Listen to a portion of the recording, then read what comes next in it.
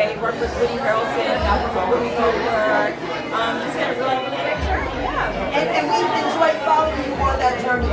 Now tell us, getting to be that, I mean, that is some amazing talent, yourself included. How was it that journey to get the role of Farrah? How was it? Well, first of all, it was so interesting because I was a fan of the first season. I really loved the stories, but I was just like, oh no, I didn't see a place for me. And so when I got the opportunity to audition for the second season and I saw the character Farrah, I was like, yay! Because I can't, y'all saw in the episode, I can't do those dances, I can't dance on the pole. I'm the awkward black girl, I cannot twerk, okay? So I was so refreshed to see that Farrah was coming in, and just, of course, Victoria sees all of us and creates a way for all black women to be seen, so I was so grateful. So tell us, what is the big contrast between Farrah and Shamika? Well, a lot of people don't know Shamika actually has a degree in engineering. Absolutely, from Central State University. The Central State University. So talk to us about what's the correlation, the difference, and the similarity between Shamika and Farrah. Okay, well, Farrah's married, I'm not, okay? But no, you know, I think what I find in common with Farrah is her drive and desire to connect. She's missing that connection in her marriage right now, I think. And also she's missing feeling seen and feeling appreciated and being able to find her voice in a new way. I think sometimes, you know, we could be going along with life and things seem great, but sometimes things change and you somehow lose your voice, right? You start to lose your power. And so I definitely have found a new sense of power with Farrah. I mean, this is my first time doing on-camera intimacy scenes. So I found a sense of power in being free and telling the story. So I'm kind of riding Farrah's wave in her, and sharing my power with her and also finding power through her. Farrah is brilliant. She's a brilliant businesswoman, I think. I mean, she brought out those contracts, so she knows what needs to be done. And she's an artist, right? So I have those things in common. Now, we're talking about the intimacy, and intimacy definitely was in the show. Yeah. You have an amazing body. How was it to play an intimate role with nudity? How was that for you? How did you mentally prepare? Right. So this is not my first nudity, you know, rodeo. Right before the pandemic, I did a really amazing show called Still Asking For It. And in that show, we were naked from the waist down, telling jokes with stand-up comedy. And it was everyone, no matter how you identify gender identity, everyone was naked from the waist down because it begged the question of how we treat rape culture, right? So a lot of times in our culture, we put the onus of preventing rape on the victim, when really, if there's no rapist, there is no rape. So we did this show, naked from the waist down, saying that at the end of the night, we're still here, right? And so it was just a really great show. So that wasn't my first time doing that, but actually being on camera and having the intimacy scenes, it was wonderful. We all held hands and just took time. We have an amazing intimacy coordinator, Yuri, and she's also a soror. And but she made sure that we were really taken care of, but also creating a space where we can be safe and just setting our intention to make sacred art. You know what I'm saying? Because ultimately that's what we're doing. We're creating art, and art is a wonderful vehicle for conversations from that art. And so we get to tell these really juicy stories that really draw people in and make them go deeper. We invite you to go deeper. So yeah. I love it. Now lastly, because we are recording on behalf of the Ohio Media School, what are some encouraging words you want to tell to students who are trying to go where you currently are? Whether they want to do interviews, whether they want to be an actress, what are some things that you look for or that you enjoy when you do interviews as well as going out for roles? What are some key components they need to know in trying to be in this industry? I want you to know that we want to hear from you. Which camera are we on? Yeah. Hey y'all. We want to hear from you. We want to hear your perspectives, how you see the world. We want to see it through your art, through your interviews. So I would say know that you are wanted. Know that there is a space for you that is just beckoning you to come out and do what you have been put here to do.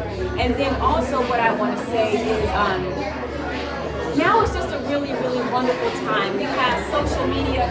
You can make stuff with just your cell phone. If you love telling stories, if you love having conversations, now is the time to do it. And find your communities, find your audience, because the fact that you have a desire to do it, that means that your audience is waiting for you. Somebody is waiting for you to start that conversation, whether it be through your art, whether it be through an interview, whether it be through writing. Somebody is waiting for you. So just follow whatever desire that is pulling in your heart. Go for it. And don't just think about it. Actually take the steps to do it. And don't try to get it perfect. Just say, okay, this is what I have a desire to do. Take a moment, go within. What is the next right step? And then go. Don't wait for it to be perfect. That was some excellent advice. I hope everybody took heed to that. And you know, again, we want everybody to tune into Stars P-Valley because it's so important to give back. A lot of times you got celebrities that don't come back home and give back. Shamika is here, she's hanging out, she's in the city, we're having a good time. So tune in to P-Valley, tell them how they can follow you. Oh, I am on Instagram at Shamika Chronicles on Instagram. And then on Twitter, I'm Shamika Cotton. So you guys can find me there. And I have a website, ShamikaCotton.com. But if you follow me on Instagram, Shamika Chronicles, you have all of the content you need. All right, this is us tuning out. Great episode. Thank you so much. Love you.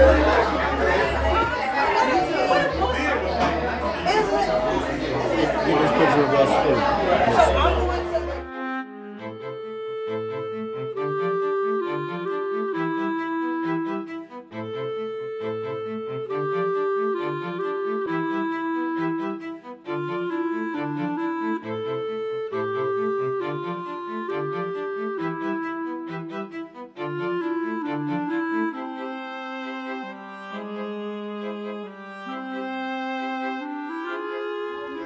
I'm a publicist. I'm also a television producer. I love to come back to Cleveland and give back. I am so honored to bring Shamika here today. Not only is she a really close friend, she's also my line sister. So just to see her growth and to see all the amazing things she's been doing, we just want to make sure we support our own, right? There's so much talent in our city, and we just got to keep supporting each other. When one person wins, it's a win for all of us. So it's just really important to make sure we're supporting our own. I know we got a lot of podcasters here, a lot of bloggers, a lot of radio personalities, everybody. Just make sure y'all, just blast it out, blast Shamika out. Let's continue to support her. Make sure y'all keep her in her prayers because, as y'all know, in this entertainment industry, it's the animal. It really, really is. So it takes a village of support. So we just love y'all. We thank y'all for coming. And before we get started, I am going to bring Shamika up so she can say a couple words.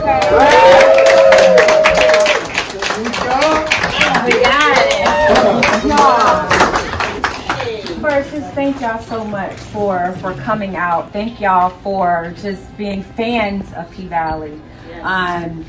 So here's the deal. I was born in Cleveland, and then I was raised in Cincinnati. But since my dad and my grandma and my cousins, my aunties were here, I spent a lot of time going back and forth between Cincinnati and Cleveland. But when I was a kid, I used to come to my grandma's house, and every time we had to leave, I would just cry. So this is such a very special moment to be here where I was born, and for this role to be happening right now and to share it with you all and to share this experience. So this is so super special to me. My heart is so full. And yeah, Tracy said, to blast it out, to support me. But I think what I am really excited about is how we show up for each other right here, right? And how we connect with each other. Because if one thing that P-Valley has showed us is that we are a rich people. Our culture is rich, right? And when we show up for each other, we get a show that has a 1,000% increase from the last season, right? So when we come together and support each other, there's room for all of us to flourish and to prosper. So I hope that you've had a chance to meet people here and to connect and get Instagrams and emails and stuff to see how we can continue to support each other. And also for all the artists and everyone out there, everyone, the conversations that this show is bringing up, that is also very special to me. We are people that have multifaceted perspectives. And one thing about P-Valley is that it allows people to be seen who may not have been seen before. And we know that once everybody is free, we are all free. And so that's what's so great about this time, about what P-Valley is doing. It's allowing us to see each other as human beings in all of our glory and all of our masterpieces, like a mess that turns into a masterpiece, right? And just showing up for each other. So y'all, thank y'all for coming out. We are about to go down in the valley where the girls get. So thank y'all. Enjoy episode 6 called Savage. All right. I'm taking the stairs. Okay. So thank y'all so much for coming out. Thank y'all for embracing the show. Thank you for embracing me. Greater Cleveland Urban Film Festival, thank you so much for hosting me, hosting P-Valley.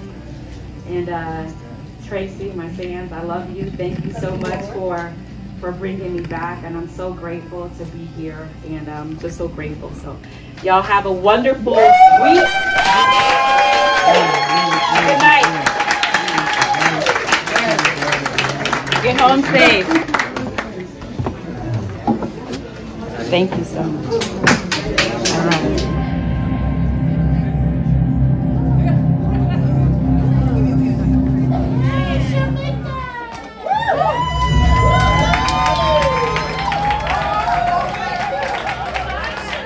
That episode, right? I remember when I wasn't either, even though I remember the table read we had when we first read this episode together, and there was not a dry eye on the Zoom. It was just so heavy. And so I've been waiting to see how everyone would receive it, if it would have the same impact that we had at the table read, and it is just even harder to even see it. But I've been watching everybody take in Big Teek's character, and they had all these different opinions about him. And because I knew that, I had so much love for him and I could understand him. And so this episode, it was a heavy one, even for what Mercedes is going through. Like, she needs a break, like somebody help her. And so these are the stories that are helping us see life and see what we go through. And just like with Big Teek, like, you know, there was so much judgment about him being angry and about all the things about, but look at what he went through. And so if anything, after we see things like that, if we can see each other with more kindness and compassion and just show up in a different way.